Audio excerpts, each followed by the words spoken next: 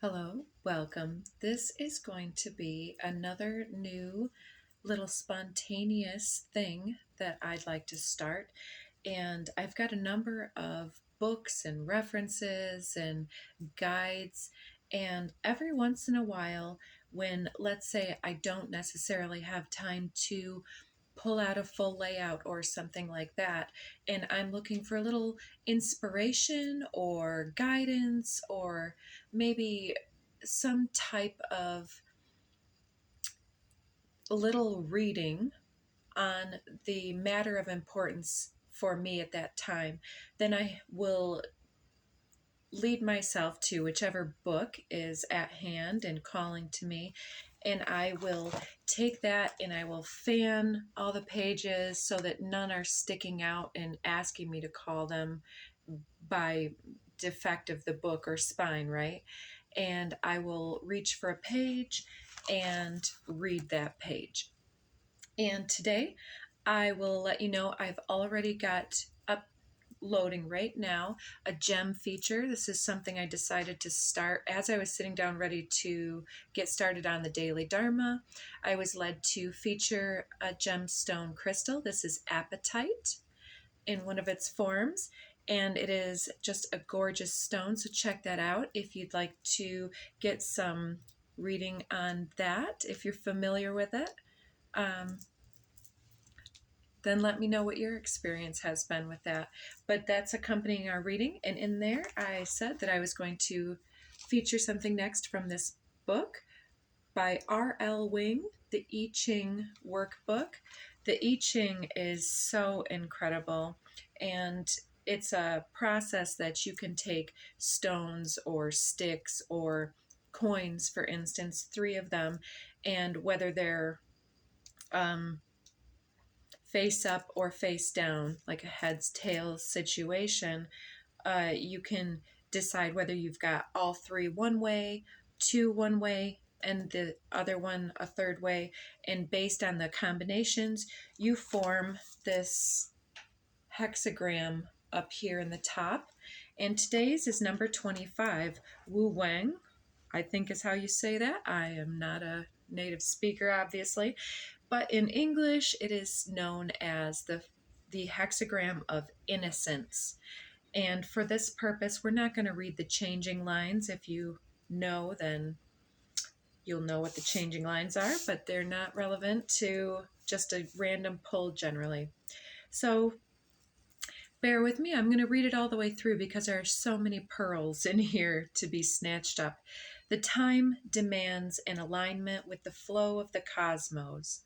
This adjustment must be made before further action is taken. Otherwise, you will begin to make mistakes. When actions that seem perfectly reasonable and cleverly planned are executed, they will end in difficulty and confusion. In order to harmonize your actions with the cosmos, it will be necessary to adopt an attitude of innocence. Examine your motives, they will be the cause of your problems. So, that shadow sneaking in at the Scorpio full moon, perhaps. This is a time for acting without conscious purpose, without ulterior motive, and with complete rectitude. Do not aspire to be rewarded for your actions, nor direct them cunningly toward personal advancement. Act innocently and react spontaneously. So let's not go out and, help somebody with their groceries and then leave our hand out for a tip. You know, that's the vibe we're getting here. So your instincts should be developed and modified in the direction of natural goodness. Your first inclinations should be to preserve your well-being, to clear the way for your fellow man, and to take note of worthwhile information. Without integrity and morality in your character, you could not trust your instincts, for they might lead you into dangerous situations. So it's like the more that we give rise and justify and advocate for the shadow, and um, the more that the ego will have the wheel in steering our life and will become more and more diluted by our own inner justifications for such, right? But when we act spontaneously, then we can be excited and surprised pleasantly when we get something that we didn't expect in return. The path to your goal is now an indirect path. You must rely on your principles and inner virtue rather than on clever strategies. This will not lead you away from success. On the contrary, innocence with spontaneity will bring creativity to many areas of your life. And just like this morning, I didn't know I was going to pull this when I decided to pull the gem. And I decided before I pulled the gem that I would be pulling from this book. And so spontaneously, I had an inclination. And when we follow those inclinations, it's the little path, the little breadcrumbs that Spirit is trying to put shiny things in our life path so that we will follow those wisps and those inspirations. And thus we walk straight into our magic. So then that creativity is its own reward here. I apologize for the lag in the audio and video here. Mercury is stationing before going back direct, and so it is messing with all things technological. You will appear to your milieu inspired and brilliant. This will give you great influence. If you're a teacher, leader, or head of a family, use the insights and inspirations that will occur during a time of innocence to fulfill the needs of those who rely upon you. Do this without thought of compensation or hope of a possible gain in stature. This reminds me, as it says teacher, of a teacher that my daughter has, and she's in high school, first hour teacher, um, is a new teacher, and she's youthful and very inspired, and she wants the kids to get up and move around the room and talk to each other. She wants them to do stand up and stretch stuff. All of these things are great ideas, but a group of high schoolers are going to just roll their eyes at you instead of doing what you want to do if you have that counter objective. They're no longer as impressionable in the same way as the younger, and they're more jaded. And so it's like without the sidebar, maybe there's something else that could be introduced more spontaneously. It's like, gosh, right now, I wish I could just take 5 minutes and be outside as it's sunny.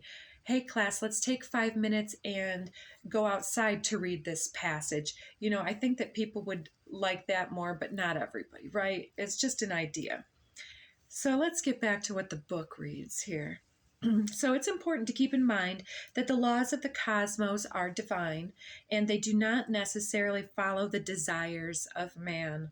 Who knew the universe didn't revolve around us, right? Therefore, when acting in innocence, you will experience the unexpected, the exceptional, the unpredictable. Be prepared for a surprising turn of events. What occurs will stimulate new ideas, even if at first this seems unnerving or full of complications. A state of innocence could be a refreshing interlude in your personal relationships.